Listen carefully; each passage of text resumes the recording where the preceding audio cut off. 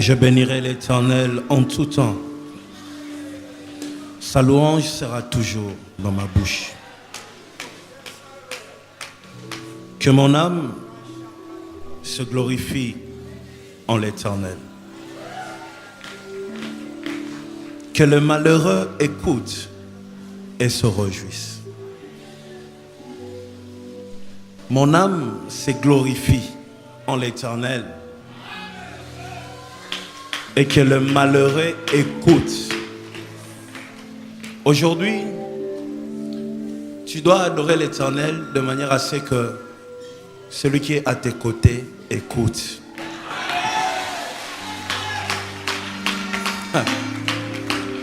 La Bible dit, mon âme se glorifie et le malheureux écoute et se réjouit. Je ne connais pas le problème de celui qui est à mes côtés. Mais tout ce que je sais est que mon adoration peut le relever. Mon adoration peut le restaurer. Mon adoration peut lui faire beaucoup de bien. Aujourd'hui, je prends la décision de ne pas être timide dans la présence de Dieu. Je lève l'Éternel, je le célèbre, et que celui qui est à mes côtés, par chance, les anges ont voulu qu'il soit à tes côtés. Alors parce qu'il est à tes côtés ce dimanche, il faut qu'il sorte d'ici joyeux, pas seulement parce que l'Éternel l'a touché, mais parce qu'il t'a entendu adorer.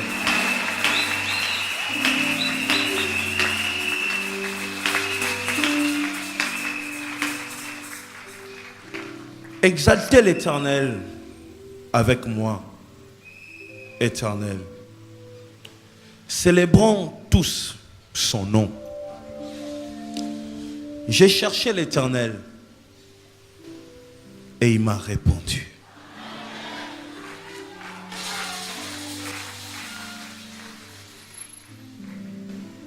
J'aimerais que tu restes une minute silencieux. Fais un bilan. Fais un bilan.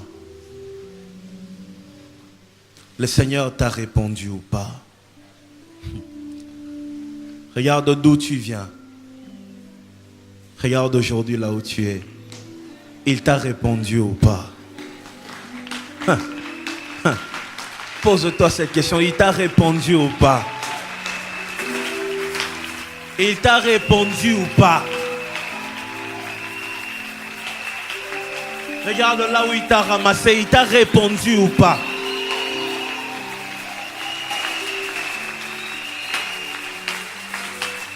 J'ai cherché l'Éternel.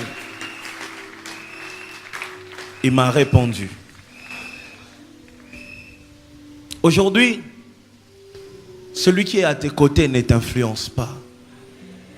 C'est toi qui influences ton environnement aujourd'hui.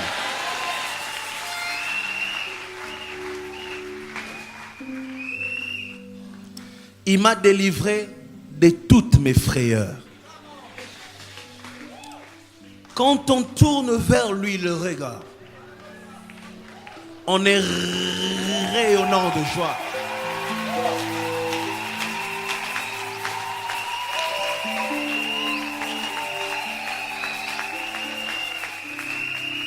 Et le visage ne se couvre pas de honte.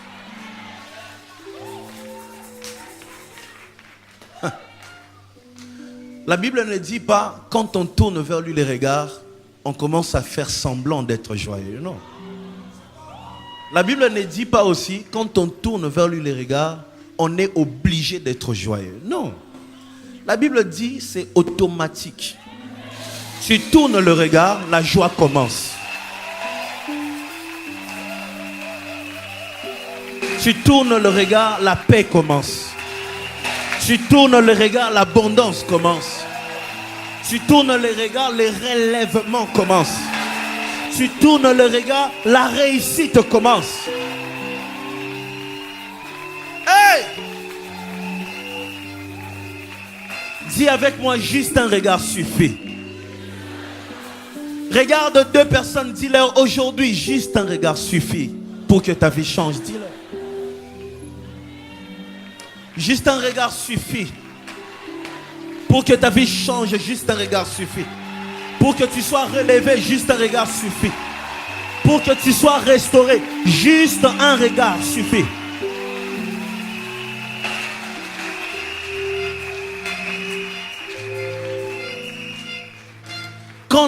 Quand un malheureux crie, l'Éternel entend.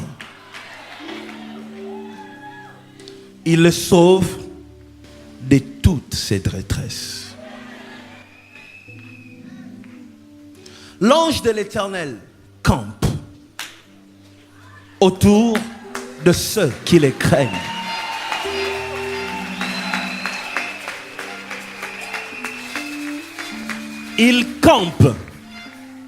Il campe autour de ceux qui les craignent et les arrache du danger.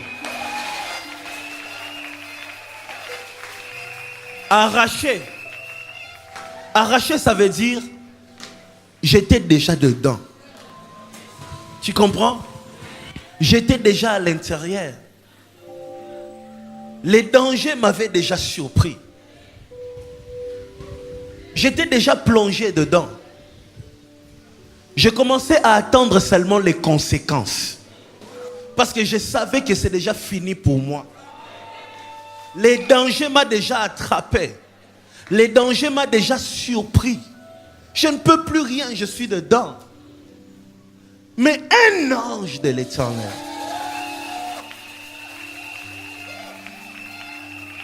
dis avec moi, les anges existent.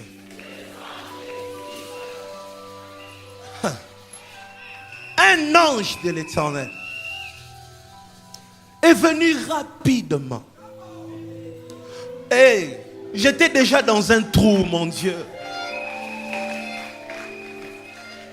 Les ennemis avaient déjà commencé à faire leur fête. L'exemple de Samson. Les ennemis commençaient déjà à se réjouir en disant: notre Dieu Dagon a livré notre ennemi. Mais pendant qu'ils étaient en train de se réjouir, heureusement les anges existent.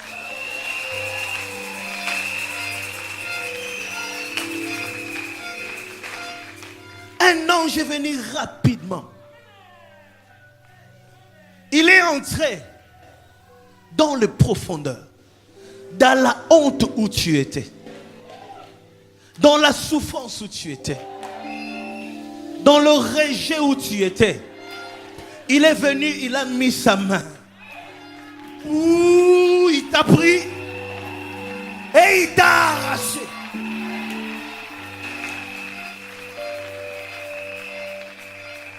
Je dis à quelqu'un ce matin, à cause de cette adoration, l'ange de l'Éternel est en train de t'arracher du danger.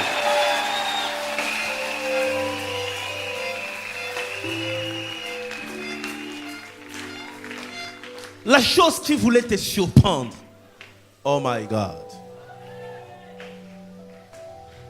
Je suis en train de voir devant moi un tableau et on a écrit en rouge comme le sang, annulé.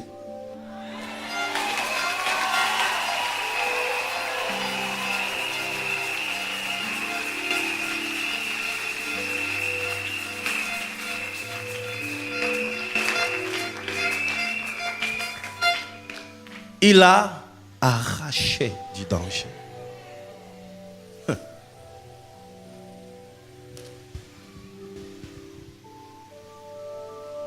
Sentez et voyez.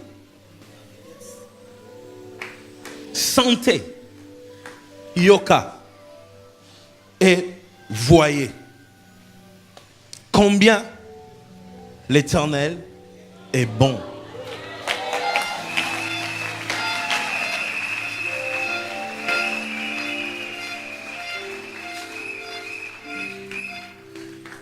Je ne suis pas seulement dans la dimension de la vision.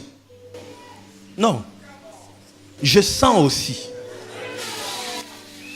Quand je vois là où il m'a pris, je sens qu'il est bon.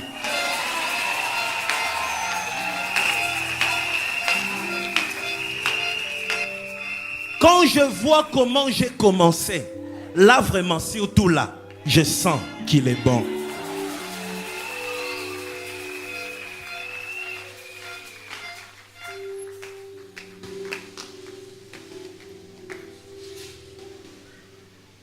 Voyez et sentez. Voir, je peux voir chez quelqu'un d'autre. Mais sentir, c'est moi.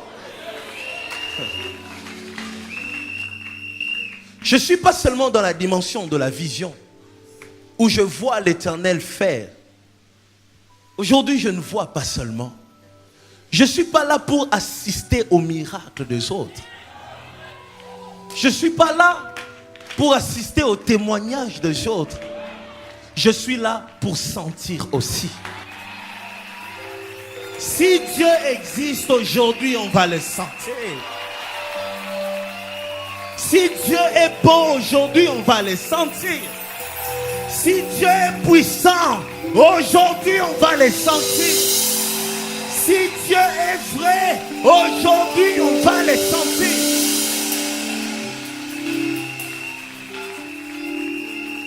Je ne resterai pas là à parler de ce que Dieu fait avec les autres. Non. Non. Le Seigneur me demande de dire à quelqu'un,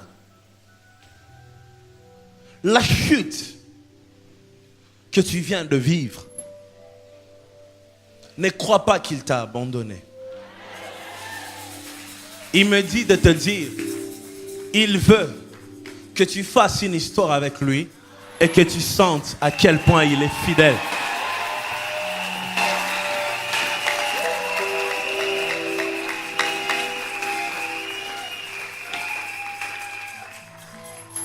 Aujourd'hui, si toi tu te fatigues, c'est ton problème. Si tu as envie de t'asseoir, c'est ton problème. Aujourd'hui, oublie tout. Jusqu'à ce que tu sentes que l'Éternel est bon.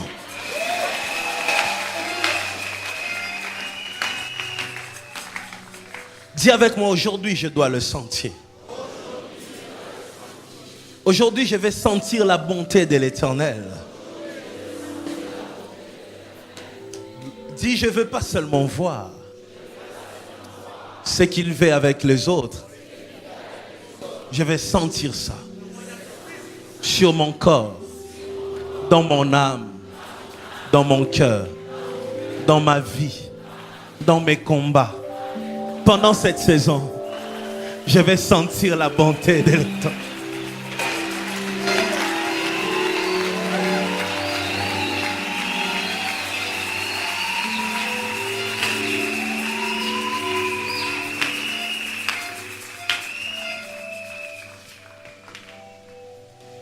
Heureux l'homme qui cherche en lui son refuge. Est-ce que vous entendez ça? La Bible ne dit pas heureux l'homme qui trouve, mais la Bible dit heureux l'homme qui cherche. Donc nous, notre joie ne commence pas seulement quand on a trouvé la chose. Vous comprenez? Donc avec Dieu, ce n'est pas seulement la bénédiction qui doit te donner le bonheur, mais juste les chemins que tu as déjà pris là.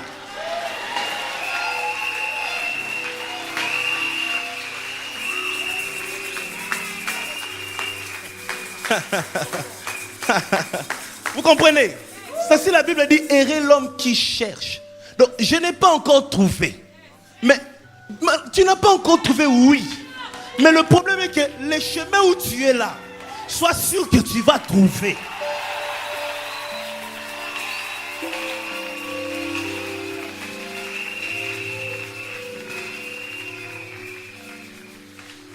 Donc commence déjà à te réjouir, même lorsque tu n'as pas encore touché. Et Bienheureux celui qui cherche, même si je n'ai pas encore trouvé, mais je suis sur le bon chemin. Dis avec moi, je sais que je suis sur le bon chemin. Dis, je sais que je n'ai pas fait une erreur. Dis, je sais que je n'ai pas fait un mauvais choix. Dis, Jésus, tu es le bon choix de ma vie. Dis encore, Jésus, tu es le bon choix que j'ai fait. Dis, je peux me tromper. Je peux me tromper dans ma vie. Je peux acheter la mauvaise voiture. Je peux acheter la mauvaise maison.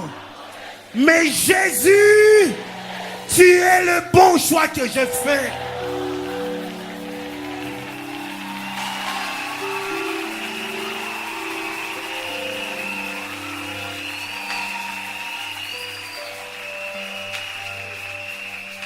Tu n'as pas besoin d'être triste parce que tu n'as pas encore trouvé. Tu es entré à Siloé, c'est le bon chemin. C'est le bon chemin.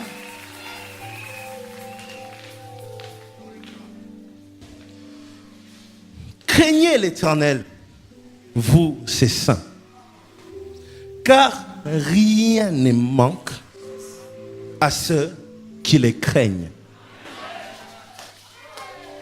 Rien ne manque.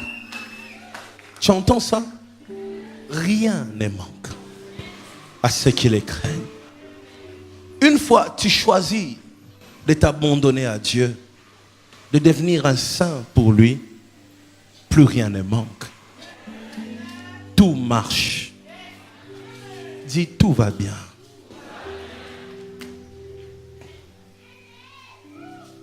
Les lionceaux éprouvent la disette et la faim.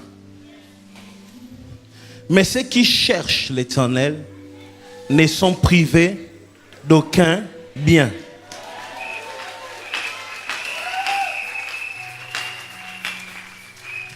Les lionceaux peuvent avoir faim.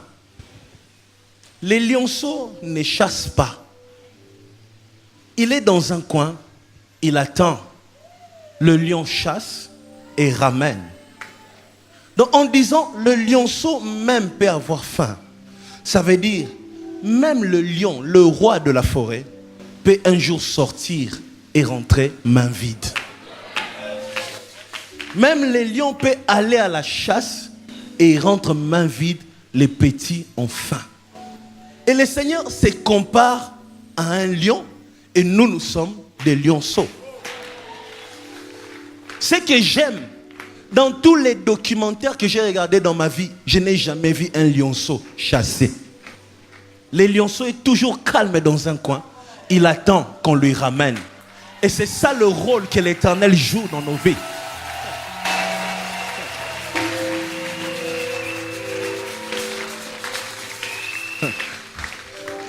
Fais ça, fais ça, fais ça. Dis, je suis calme dans mon coin. Fais-le bien, lève-toi, fais ça. Oh, oh. Voilà, comme ça. Dis, je suis calme dans mon coin.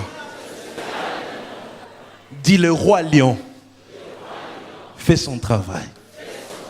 Il est parti chercher pour moi. Moi, je suis calme dans mon coin. Je sais maintenant. Il dresse pour moi une table en face.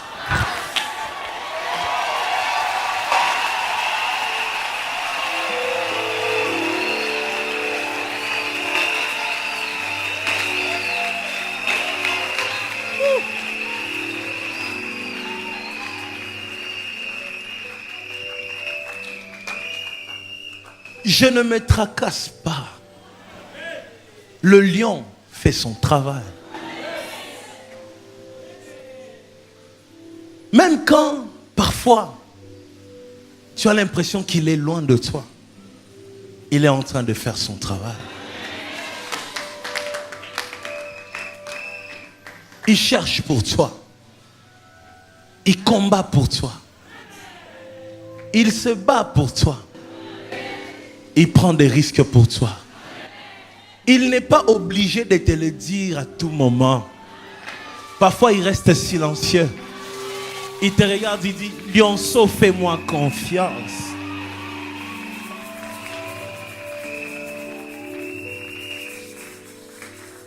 Pour toi, le Seigneur ne dort pas.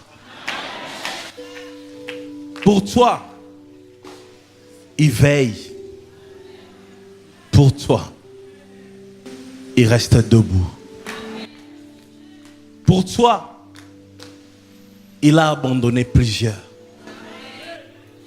Pour toi, il a laissé tomber beaucoup qui sont en train de l'appeler en ce moment. Pour toi. Pour toi, il n'a pas voulu écouter les prières de plusieurs. Juste pour toi. Pour toi, il a repoussé beaucoup de gens.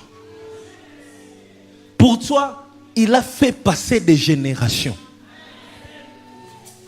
Juste pour te donner une place.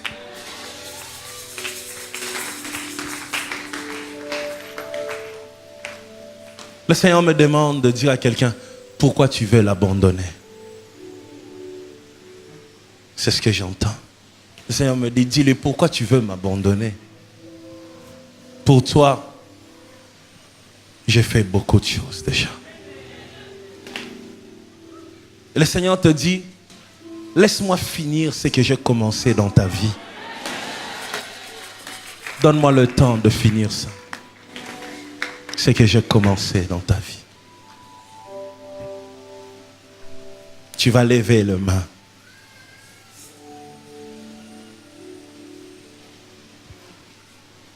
Tu vas faire des déclarations. Tu vas lui dire, Seigneur, je suis tranquille.